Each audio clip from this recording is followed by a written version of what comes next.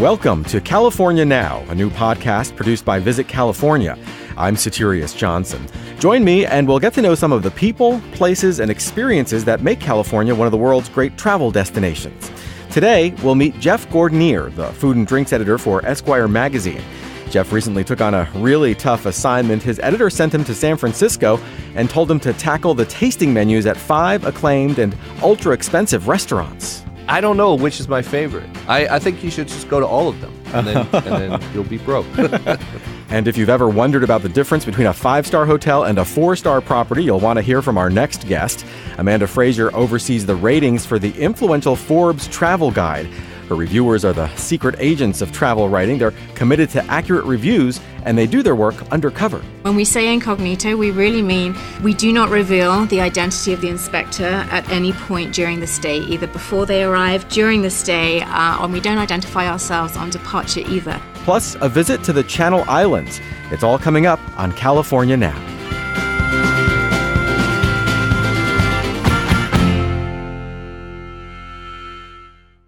My next guest has one of the coolest jobs in the world. Jeff Gordinier is the food and drinks editor for Esquire magazine, and from what I gather, that means he wanders the globe and pretty much eats everything he sees. Jeff's travels recently brought him through San Francisco, where he sampled a series of tasting menus at some exclusive Bay Area restaurants, and I want to find out how that went. Welcome to the California Now podcast, Jeff. Thanks for having me.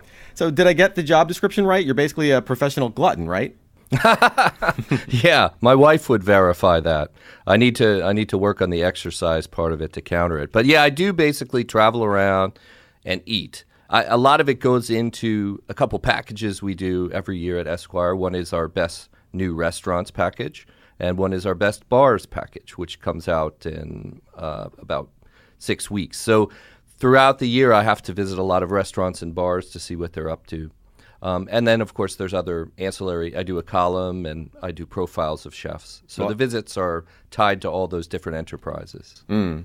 Well, you wrote a feature for the spring 2018 edition of Esquire's Big Black Book. The cover's actually blue, by the way, not black, about some very fancy San Francisco restaurants. What exactly was your assignment? Yeah, this was one of those things where an editor of mine mentioned, I was reading that San Francisco now has more 3 Michelin star restaurants than anywhere else in the country. And I was like, yeah, 3 is the highest rating you can get from the Michelin operation.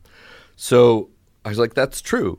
And he said, well, why don't you go out there Monday and stay through the week and just kind of eat it as many as you can and write your impressions, speak to the chefs. Let's talk about what's happening and why, and so get on a plane.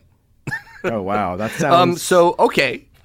So I ended up eating essentially 13 Michelin stars in 4 days. I went to Atelier Crenne, Saison, Croix, Benu, and Californios. And then I had to go home.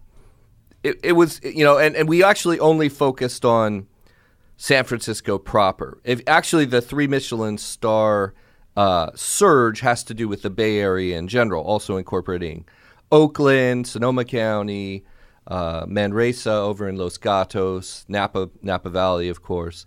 But I decided to see what was happening in San Francisco itself, and it was illuminating. A weird a sort of undercurrent of this is that I actually kind of loathe tasting menus. I've written an Esquire about how I sort of dread them, and I think a lot of food writers do. Right. So this was going to be essentially 5 tasting menus in 4 days. So how did you get through that? Yeah. Oh, how did I endure it? Yeah. There are worse problems in the world. Well, the thing is, I learned something being out there, and I learned something about why these spots have 2 or 3 Michelin stars. And one of the things I've come to think about tasting menus is they're a little like double or triple albums. If you remember that from, I'm old enough to remember that from the 70s. Oh yeah, and me 80s. too. You had acts like The Clash and Prince. And the Rolling Stones, and later on Magnetic Fields. I think Magnetic Fields put out a 3-disc album called 69 Love Songs. Prince, Sign of the Times, had a huge impact on my life. And The Clash's Sandinista was 3 albums, and London Calling was 2 albums. I've come to think that tasting menus, which can stretch on, for 15 courses, 25 courses, in some cases even 50 courses, are a little like those albums. Like, I will go there with Prince. I will go there with the Magnetic Fields. I will go there with the Rolling Stones at their peak. I don't necessarily want to go there with the Gin Blossoms. You know what I'm saying? I hear you. Some bands are meant to be one-hit wonder, Right. Like Cameo, the guys who did Word Up. I loved Word Up. I don't know that I needed, 25 songs of it. So it depends. And when I was in San Francisco, I found that I was really in the presence of some incredible talents. And so these were double, triple, quadruple albums that I was willing to listen to all the way through, and found them to be intoxicating. So what were some of the highlights of your 4-day splurge? I would say the 3 that knocked me out the most were Atelier Cren, where the chef is Dominique Cren, who's originally from France. And she expresses the entire menu through a poem. So you sit down, and instead of a menu that lists the items you're going to eat, you get a poem that somehow spiritually, emotionally corresponds to each course. I thought that was actually exquisite and sort of beautiful and transporting. Also really, really fond of a restaurant called Saison, where the chef is Joshua Scanes. And it's a restaurant where you get a tasting menu, but it's super elemental. It's almost like Josh would probably describe it as a high-end version of a hunting lodge. Like, you'll just get a big bowl of lobster soup, and you'll get a big steak. They'll say, this is the steak. It's antelope. You'll just get this big slab of toast covered in sea urchin. They'll say, this is the sea urchin course. Right. So not a lot of pretense. No pretense, no show, no plating, as we've come to think of it. Just the ingredients at their best, in terms of the season and sourcing. And I was also completely floored by Benu, which is a restaurant where the chef is Corey Lee. Corey was born in Korea, and he grew up in the States, and he brings primarily Korean, Chinese, and Japanese influences to the tasting menu, but it's also just an autobiographical story of, how he feels about cooking, and it's expressed with a high degree of technical proficiency. Like, everything is perfect. There are dishes that when you look at them, you actually don't know how they were put together. Like, these are not things you could just cook. In that way, it's the opposite of Saison. When I got the antelope steak at Saison, I thought, well, I could probably figure out how to cook that. And in fact, the people at Saison gave one of the antelope steaks raw to my friend Phyllis Grant, this local food writer, to take home to cook for her kids. So she did actually cook the antelope steak at home. The version of 1,000-year-old egg that Corey Lee does at Benu, forget it. Right. Like, he could give me the cookbook, I would never be able to achieve this. The first series of courses were just like the most exquisite, ethereal dim sum you've ever had in your life. And there's a joy in that. There's a joy in the elemental expression of a Saison, but there's obviously a joy in the high wire act of what Corey Lee does at Benu, where you sit there just marveling at the technical genius of it all. I don't know which is my favorite. I think you should just go to all of them, and then you'll be broke. Right, exactly.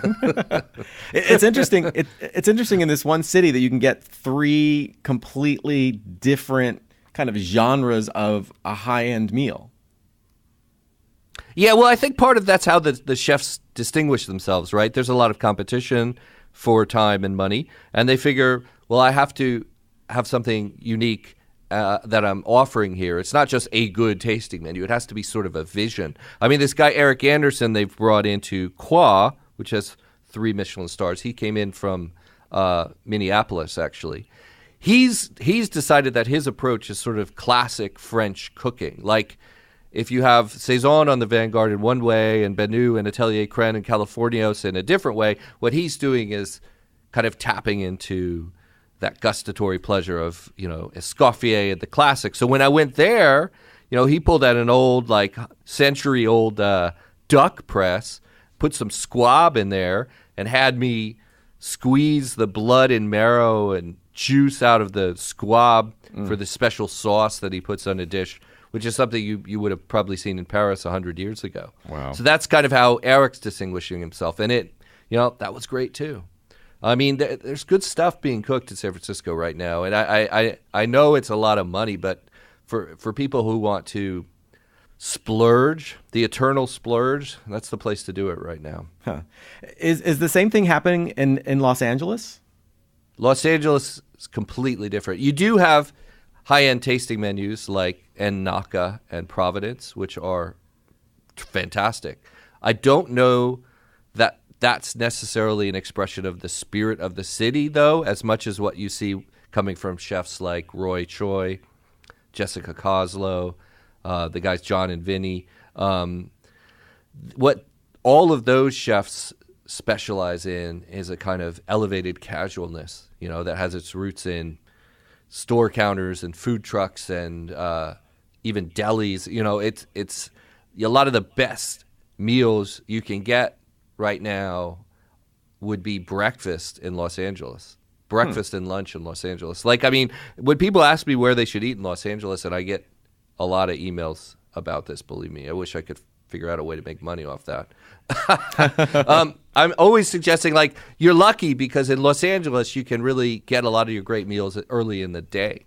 Right. You can go for a hike and then hit Justa or Republique or Squirrel or Trois Familia for breakfast and just have your mind blown. I mean, incredible cooking. So it's very different. I mean, I've had breakfast burritos in Los Angeles that were every bit as good as a tasting menu in San Francisco. It's just kind of what you're in the mood for. But the culture in Los Angeles is gastronomically very different than the culture in San Francisco right now. They're polar opposites in some ways. And it's also the way people hang out in the restaurants. I mean, when you go to a place like Benu or Atelier Crème, there's a kind of ceremony, of course. There's this terrific level of hospitality that we're not even talking about, where they're really taking care of you. At Squirrel, you wait in line in Los Angeles. You get in line and you wait for your rice bowl like everybody else, Wow.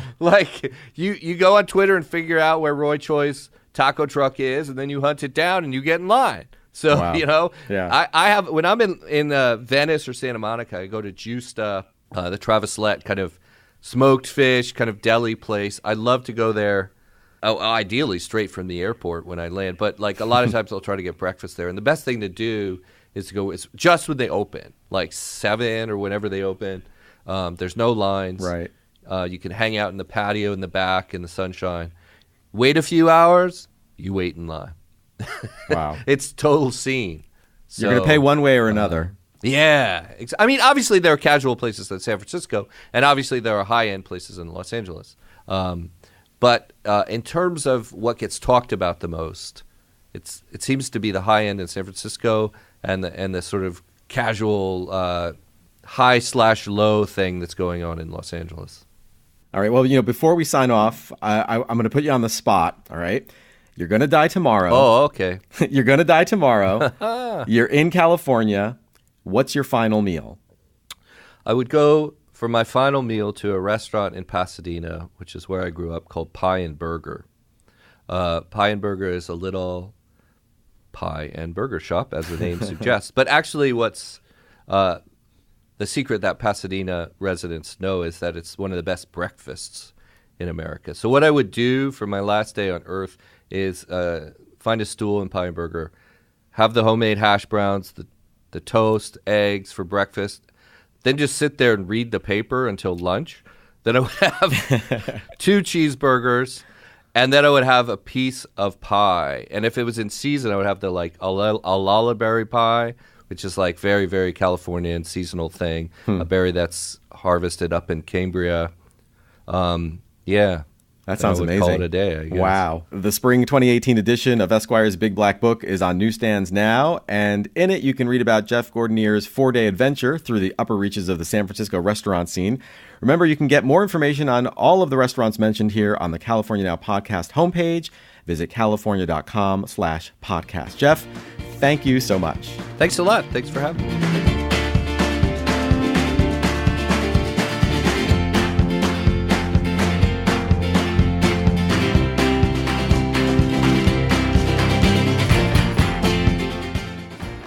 listening to the California Now podcast. If you're looking to get away from it all, truly get away from it all, you might want to consider a trip to the Channel Islands National Park, located a few miles off the central California coast. These 5 islands have been called the Galapagos of North America, in part because of the unique plants and animals that live there, but also because the archipelago feels so remote, so isolated. Author Ken McAlpine knows the Channel Islands well and agreed to join us for a lightning round about this wild destination. Hey, Ken. Hey, Satirius, thanks for having me. I'm a big fan. Thank you so much. Well, for listeners who don't know anything at all about the Channel Islands, how do you describe them? What's the one-sentence description? And it can be a run-on sentence. Step back in time. I mean, you leave one of the most densely populated coastlines and you take a short boat ride and you go back 10,000 years. Wow. So since this is a lightning round, we want a quick snapshot of each of the 5 islands in the national park. First impressions, key observations, essential takeaways. So let's start with Anacapa. Anacapa, 1 square mile, treeless, largely a birding, nesting ground, breeding ground, lighthouse, so spectacular romance, sound of the lighthouse, but a stark beauty, rugged cliffs, and a great place to see the sunset at Inspiration Point. All right, Santa Cruz. Probably the most visited island, 4 times the size of Manhattan, so obviously significantly larger, largest island off the west coast of this country. Spectacular. I mean, there's no lack of things to do. Best place to see the island fox, which is sort of the signature animal of the Channel Islands. You will see them nowhere else, about 4 to 5 pounds, roughly the size of an overfed house cat, and about as cute as you can imagine. Probably the best day trip, Santa Cruz Island, 45 minutes from the mainland. What about Santa Rosa Island? Santa Rosa Island, more remote, northwest, the second most remote island of the Channel Islands. One of my favorites, very large, 84 square miles. Some of the most beautiful hiking. I've spent my whole life in the outdoors. Some of the most beautiful hiking I've ever seen in my life. Bit elemental. A lot of wind sometimes, not protected from the winds. So you be prepared for a little bit of the elements, but in my mind, that's part of the beauty of nature. And the boat ride out is spectacular. It's a little bit longer. It's about 2.5 hours, depending on the conditions. Well worth the trip, though. One of the most beautiful places I've ever seen. I've majored in beaches, and some of the most beautiful beaches I've ever seen in my life are on Santa Rosa Island. San Miguel Island. San Miguel Island, when pressed, because people always want to know what's your favorite this and that. San Miguel is my favorite Channel Island. It's the most remote, so the least visited probably. It's about 8 miles long, not a big place, 14 square miles, but it's far off the coast. It takes a bit to get there. Probably its biggest drawing point in my mind is it's home to one of the largest congregations of wildlife on the planet. And we're talking pinnipeds, sea lions, northern fur seals, elephant seals. They come there to mate and breed. And to see a gathering of thousands of these things in one place just sort of puts everything in perspective. I mean, it makes you realize really how small we are. And it's a goose pimply moment to see all that life. And finally, Santa Barbara Island. Interesting. Santa Barbara Island is also one of my favorites, and mostly for the smug reason that it's only about 38 miles off the coast of Los Angeles. So if you choose to camp there, and I would recommend it, it's small. It's 1 square mile, again, largely treeless. If you're a birder, it's nirvana. All sorts of seabirds nest there. But my favorite thing about Santa Barbara Island is you camp there at night. You might be the only camper there. And you sit there on this remote Jurassic Park kind of island, and you look off towards the mainland, and there's this giant dome of light that's one of the largest cities on the planet. That would be Los Angeles. And all you can hear are sea lions and sea birds and ocean breezes. It's a really lovely disconnect. Wow. Okay. 5 islands in less than 5 minutes. Good job, Ken. Thank you very much. It's hard to condense all that beauty. Ken McAlpine is the author of 10 books, including Islands Apart, A Year on the Edge of Civilization, which chronicles the time he spent exploring the Channel Islands. You can order his books on his website, kenmcalpine.com, and on Amazon. And as always, you can find links to everything we discussed today at visitcalifornia.com/podcast. This is California Now, and I'm your host, Satirius Johnson. There are few things in this world I enjoy more than an over-the-top, ultra-luxury hotel experience. The amazing food, the high thread count sheets, all the pampering, what's not to like? Well, my next guest certainly qualifies as an expert in this rarefied world. Amanda Fraser is Senior Vice President Ratings for Forbes Travel Guide, the global authority on luxury travel. Amanda, welcome to the California Now podcast. Thank you. Thank you for having me. Now, correct me if I'm wrong, but basically, Forbes Travel Guide is for luxury hotels, kind of like what the Michelin Guide is for restaurants. You deploy incognito evaluators, the whole nine yards, right? That's exactly what we do, yes, on a global basis. And so can you talk a little bit about like how they evaluate things and just the criteria, things like that? Certainly. So our evaluators are deployed globally, and we inspect on an incognito basis all year round. And when we say incognito, we really mean we do not reveal the identity of the inspector at any point during the stay, either before they arrive, during the stay, and we don't identify ourselves on departure either. So the idea is that the property doesn't know that we're coming. We know there's a little bit of a cat and mouse game, and many of them do try to establish who the evaluator is, but they go through extensive training to make sure that their undercover tips and tricks are all activated while they're on property. So by the time the report ends up in my hands, it is a ethical and well-executed report. And actually, when the inspector checks out, they're not the ones that actually even decide who gets the star rating. It's all down to the property, and the inspector finds out at exactly the same time as the property as to what award they have earned. So these evaluators are basically like professional hotel guests, right? I mean, that sounds like kind of a fun job. You know, it is a fun job. When we put out an advert to say we're looking for an evaluator, we get thousands upon thousands of applications. But really what we're looking for is not only, of course, people that love to travel and have a passion particularly for luxury travel, but what's really important is they have certain criteria that are really important to us in terms of a skill set that we look for. So being able to travel permanently is a skill set in and of itself. It requires a lot of dedication. But of course, we look for people with amazing attention to detail, very good memory, extremely well organized and self-sufficient, and of course, a really wonderful set of writing skills as well. We have a particular style that we like our reports to be written in, and that's really important for us as well. There's a lot of editorial work that's involved with the process too. And a very understanding family. I think that's a really important requirement. I would imagine, you don't get to see them much. If you're on the road a lot, you'd have to have an understanding family. As far as how you evaluate the properties, is there like a score sheet or something along those lines? How exactly do you go about it? What are the criteria? Recommended is, of course, our entry level. It's pretty incredible to achieve a recommended award. It means that you've been identified as one of the best in your area and have proven that either through a incredible facility or something about your property that is important for consumers to know why they should come to your region. So it could be the food program. It could be the design.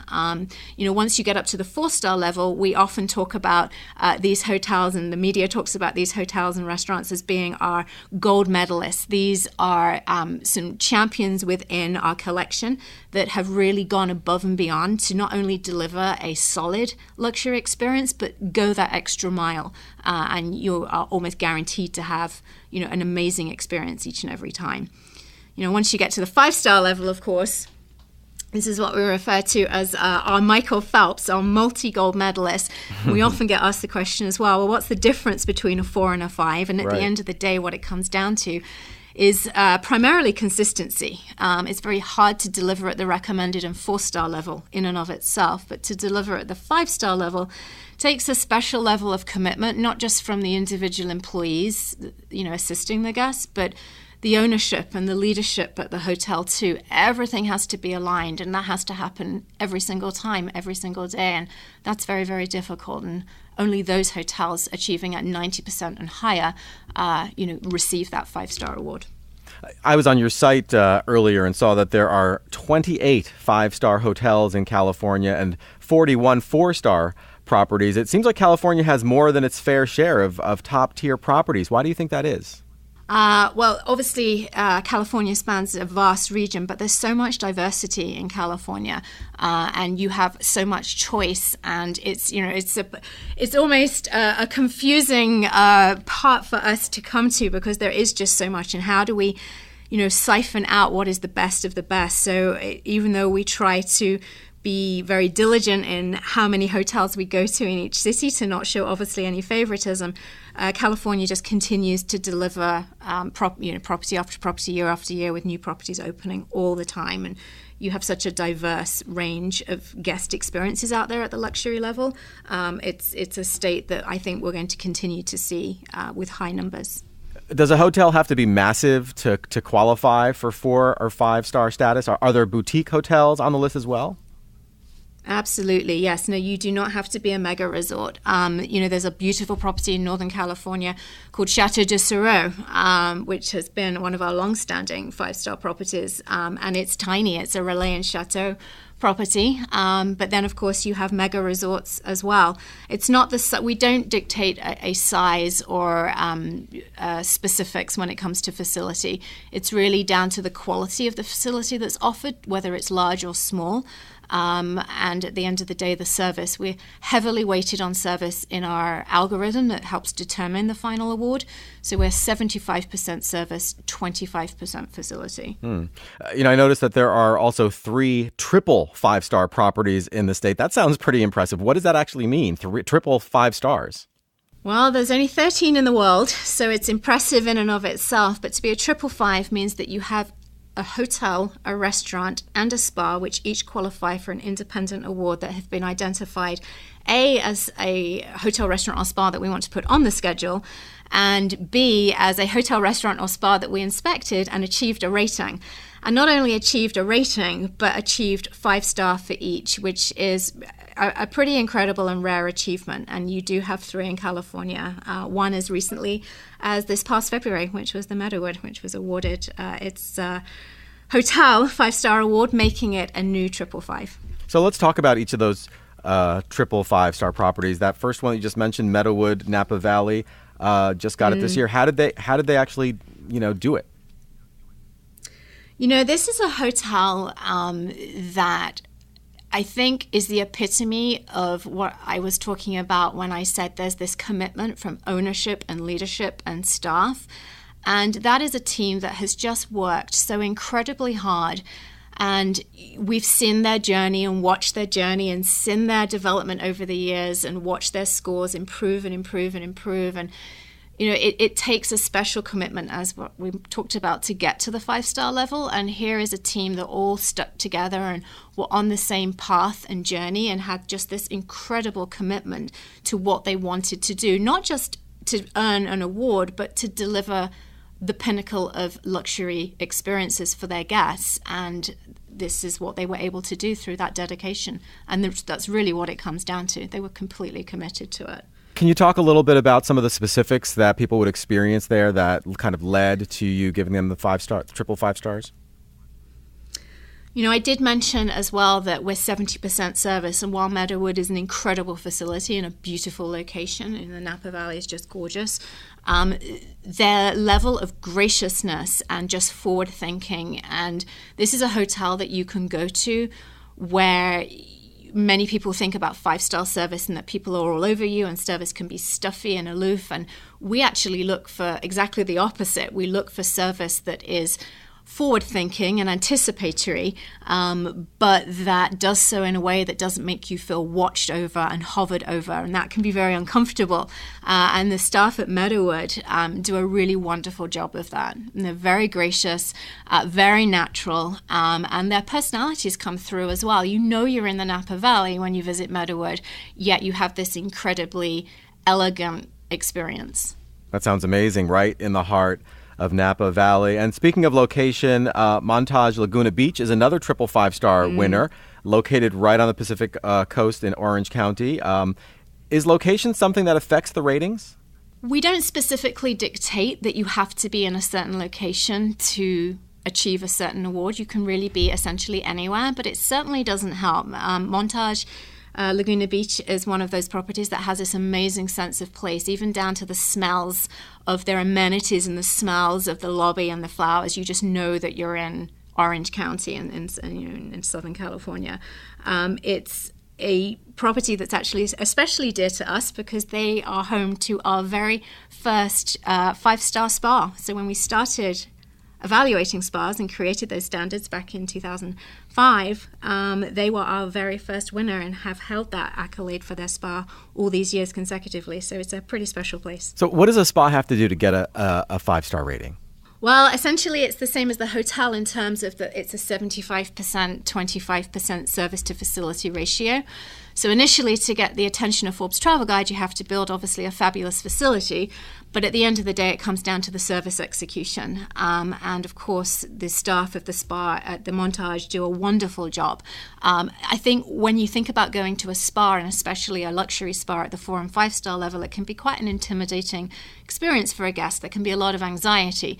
But as with all of our 5-star spas, this is a spa that when you get there, you feel instantly relaxed. You get that California casual vibe. They're overlooking the ocean. You instantly feel relaxed. And then the staff just put that extra magical touch on top by making you feel welcome and relaxed. And you suddenly forget that you're in this incredibly, 5-star place. You don't think about the service levels. It just happens all very naturally for them. Sounds lovely. The third triple 5-star in the Golden State is the Fairmont Grand Delmar. What can you tell us about that resort? That resort, you wouldn't even know when you go in that you're in San Diego. That's a Mediterranean-style resort that was purpose-built. I remember being at the property when it was still hard hat and it wasn't even finished. And the architecture that just went into that and the planning was incredible. And then you layer on top of that the intensive and very dedicated hiring program they went through to bring this amazing team on site to really match the elegance of the property to the elegance of the service that you're going to receive. And that's really what we're all about at Forbes Travel Guide. So whilst the facility is important, what's equally or in fact more important is that the staff that serve you match the elegance of their surroundings, but without losing that sense of place. So you're in California, of course, because there's that elegant, laid-back, casual vibe, but they still deliver service at a level that's very gracious and very eloquent and very anticipatory. I have to say that during the rare occasions when I stay at one of these ultra luxe hotels, I'm always struck by the quality of the concierges. The best of them are true miracle workers, and they're always so pleasant to deal with. Do your evaluators put the concierges to the test? We do. In fact, we have a little internal giggle because this is so important to us, actually. It's the only section that we test twice. So when we evaluate a hotel, we will evaluate the concierge twice, and it can be a combination of telephone call or visiting the desk in person.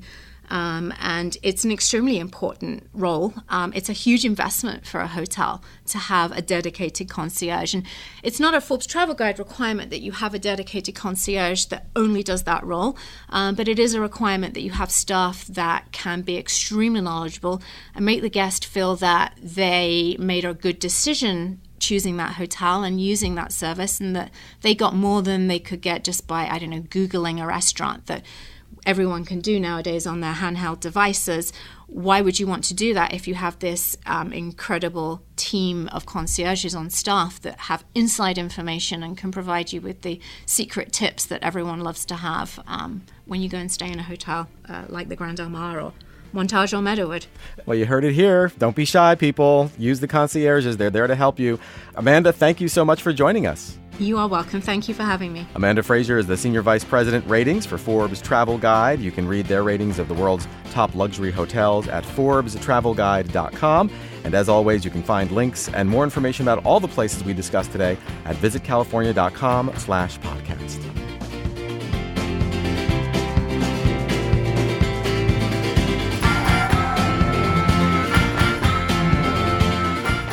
Thank you for listening to California Now. This podcast is produced by Visit California.